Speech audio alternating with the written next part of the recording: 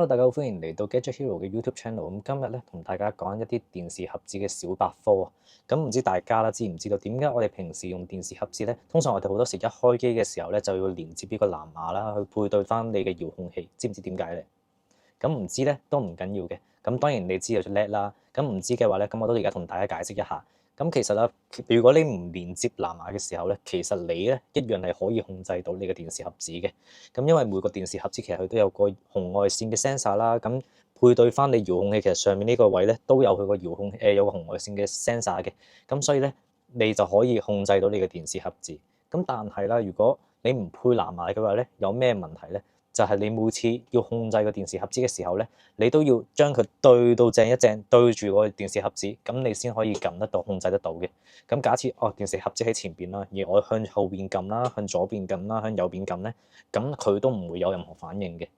咁如果你配對咗藍牙咧，咁就變咗你唔需要下下都要對住佢，或者你唔需要好近距離咁樣去控制，你可能坐喺個書台度啊，或者坐喺一個梳化度咧。硬腳咁樣撳咧，咁都可以控制到個電視盒子嘅。咁呢個係其中一個好處。咁第二個好處咧就係，咁你好多時有啲電視盒子咧，佢係支持啲語音輸入嘅功能啊嘛。咁如果你唔用藍牙去配對咗佢咧，咁其實你係基本上用唔到語音輸入呢個功能嘅。咁所以咧，呢個就係連接藍牙嘅第二個用途同埋第二個好處。咁所以我哋點解平時需要連藍牙咧？就係咁解。好啦，咁頭先就已經講完點解我哋嘅電視盒子咧咁需要用藍牙去配對個遙控器啦。咁大家有冇唔明先？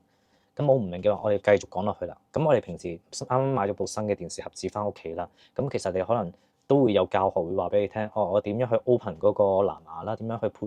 譬如可能有啲電視盒子啦，咁就需要撳左右兩邊掣一齊撳，咁佢就可以開啟咗個藍牙嘅配對功能啦。咁有啲盒子啦，咁就可能音量鍵加減一齊撳，咁亦都有一啲可能就係 OK 配對一個音量鍵減呢一啲掣咧，咁就可以開啟個藍牙配對功能嘅。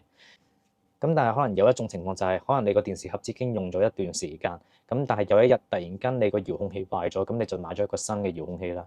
咁但係因為你唔係個電視盒子唔係啱啱開機啊嘛，咁你可能就唔知道點樣去重新個配對呢一個藍牙嘅。咁所以咧有見及此，咁我而家咧就同大家講下，當你喺正常已經用咗一段時間開咗機嘅情況之下，點樣去將個電視盒子咧用藍牙去配對翻個遙控器。咁而家咧就同大家做個教學。好啦，咁我今次咧就攞嚟一個 SU7啊，紫米科技嘅 SU7咧做一個例子。咁話説啦，咁早排我自己嗰部 SU7咧就壞壞地，咁我就換咗部新嘅翻嚟啦。咁我個遙控器係舊嘅遙控器，咁就而家就配對一個新嘅 SU7嘅電視盒子。咁因為我哋從來未配對過噶嘛，咁所以咧如果我就咁撳咧，我係控制唔到個 SU7嘅，因為我未配藍牙。我一定要對到正一正，對住佢一個盒子，咁我先可以控制到嘅。咁我咧而家就慢慢逐一去同大家去示範點樣去配對。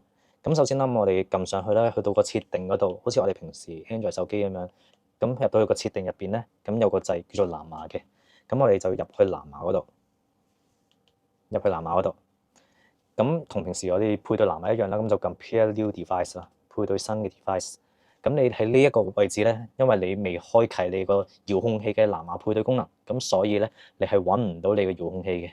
咁我哋要點樣先可以去揾到個遙控器咧？咁我哋咧，譬如好似 SU7咁樣啦，SU7呢一個電視盒子，佢個配對開啟個藍牙配對方法咧，就係 OK 掣再加呢一個音量鍵向下啦，咁兩個一齊撳嘅。咁兩個一齊撳之後咧，你就會見到有盞紅色燈斬下斬下咧，咁就開啟咗呢一個藍牙配對嘅功能啦。咁我哋就等佢一陣啦。咁如果有時你可能等唔到嘅話，唔緊要嘅。咁你等唔到嘅話，你可以退出咗去，然後再入多次 Pair New Device。咁咧喺呢個時候咧，你就會見到，咁就出現咗遙控器嗰個型號嘅。咁 SU7 遙控器嘅型號咧就係 C31BLE 啊。咁我哋咧就揀翻去啦，咁就撳一下，咁就可以進行配對。咁而家呢個 moment 啦，咁如果就算我唔對住個電視盒子咧，咁其實我已經可以控制到噶啦。大家記唔記得頭先？我如果唔對住佢嘅，我係控制唔到嘅。咁而家我係可以完全控制到好輕鬆、好流暢嘅，係啦。咁所以咧，今次呢個教學咧就係方便一啲，可能你啱啱換咗新嘅電視盒子啦，又或者換咗新嘅遙控器嘅人咧，你可能唔知道點樣去重新配對翻個藍牙咧。咁呢一度就有個教學俾你嘅。好啦，咁如果大家覺得我哋呢一條片係有用嘅話，或者大家中意我哋嘅 YouTube channel 分享嘅話咧，咁歡迎 comment、like 同 share 我哋嘅 YouTube channel 啦。咁我哋有啲咩新片咧，都會第一時間通知你嘅。咁今集嘅時間又差唔多啦，咁我哋下次見啦，拜拜。